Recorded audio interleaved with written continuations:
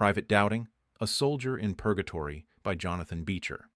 On March 12, 1917, while walking by the sea in Bournemouth, England, Wellesley Tudor-Pole, a major in the British Army with mediumistic abilities, had an unusual thought.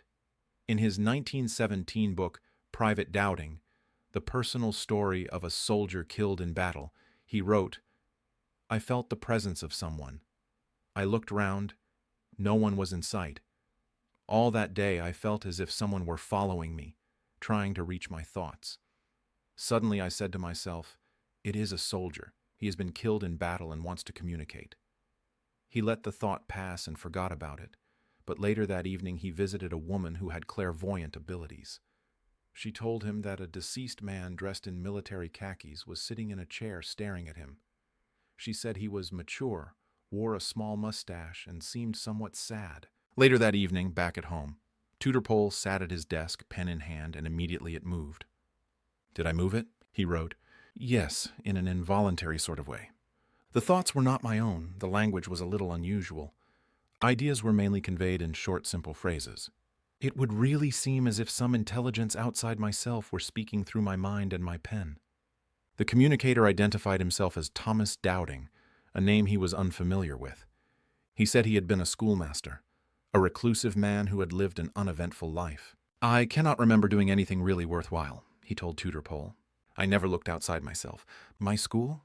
Well, teaching bored me. I simply did it to earn my bread and cheese. People will say I was unique, a crabby, selfish old bachelor. Selfish, yes, but alas, far from being unique. I was 37 when I came over here. That is, my body was.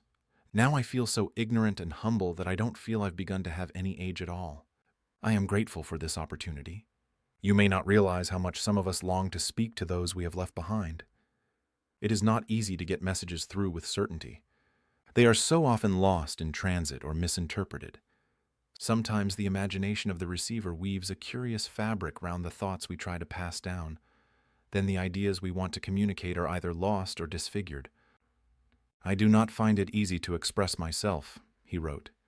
"If the ideas are not clear, that is not your fault. You are setting down just what I impress upon you. How do I know this? I cannot see your pen, but I see my ideas as they are caught up and whirled into form within your mind. By form, perhaps I mean words."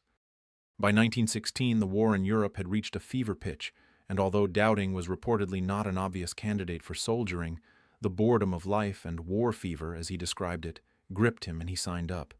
He didn't last long. "My soldiering lasted just 9 months, he told Tudor-Pole, 8 of which were spent training in Northumberland. I went out with my battalion to France in July 1916, and we went into the trenches almost at once. I was killed by a shell splinter one evening in August, and I believe that my body was buried the following day. As you see, I hasten over these unimportant events, important to me once, but now of no real consequence." How we overestimate the significance of earthly happenings. One only realizes this when freed from earthly ties. Think of it. One moment I was alive, in the earthly sense, looking over a trench parapet, unalarmed, normal. 5 seconds later I was standing outside my body, helping 2 of my pals to carry my body down the trench labyrinth towards a dressing station. They thought I was senseless, but alive. I did not know whether I had jumped out of my body through shell shock, temporarily or forever. You see what a small thing is death, even the violent death of war. I seemed in a dream. I had dreamt that someone or something had knocked me down. Now I was dreaming that I was outside my body. Soon I should wake up and find myself in the traverse waiting to go on guard. It all happened so simply. Death for me was a simple experience. No horror, no long-drawn suffering, no conflict. It appears that Dowding had been in the misty, foggy, dreamlike state others report since his death 8 months prior, but the act of communicating with Tudor-Pole seems to have awakened him. In the following days he wrote, "I am no longer alone. I have met my dear brother. He came out here 3 years ago and has come down to welcome me. The tie between us is strong. William could not get near me for a long time," he says. "The atmosphere was so thick." He hoped to reach me in time to avert the shock to which I have referred, but found it impossible. I am beginning to meet people and to exchange ideas. Strange that the only person I came across for a long time was my brother. He tells me that I have never been really alone. The mist around me shutting me off has emanated from myself, he says. This fact rather humiliates me. I suppose my loneliness of life and character whilst on earth has followed me here. I always lived in books. They were my real world. And even then, my reading was technical rather than general. I begin to see now that my type of mind would find itself isolated, or rather would emanate isolation, when loosed from earthly trammels. I shall remain near earth conditions, whilst learning lessons I refused to learn before. Tudor-Pole didn't expect to hear from the soldier again. Aware of how difficult it sometimes is for names to come through during spirit communication, he wondered if he had got the name Thomas Dowding right. Neither had he ruled out the possibility that the soldier might have been a figment of his imagination, although, as he wrote in Private Dowding, it is not easy to believe that I have imagined the whole of this experience. But Dowding did return and shared his experiences of the borderland, the hells he was taken to by his brother, who was on a rescue mission, the angel of light who protected them, and the purgatorial state in which he found himself. The darkness of the deep forests appalls, he told Tudor-Pole. The loneliness is intense. At last light is seen ahead. It is not the light of heaven. It is the lure of hell. These poor souls hasten onwards, though not towards destruction. There is no such thing. They hasten down into conditions that are the counterpart of their own interior condition. The law is at work. This hell is a hell of the illusions, and is itself an illusion. I find this hard to credit. Those who enter it are led to believe that the only realities are the sense passions and the beliefs of the human I. This hell consists in believing the unreal to be real. It consists in the lure of the senses without the possibility of gratifying them. I was told a great deal more about this awful region, but I must not pass it on. The angel said that the condition would ultimately dissolve into nothingness. Hell, or apparently that part of it we are speaking about, depends for its existence on human thoughts and feelings.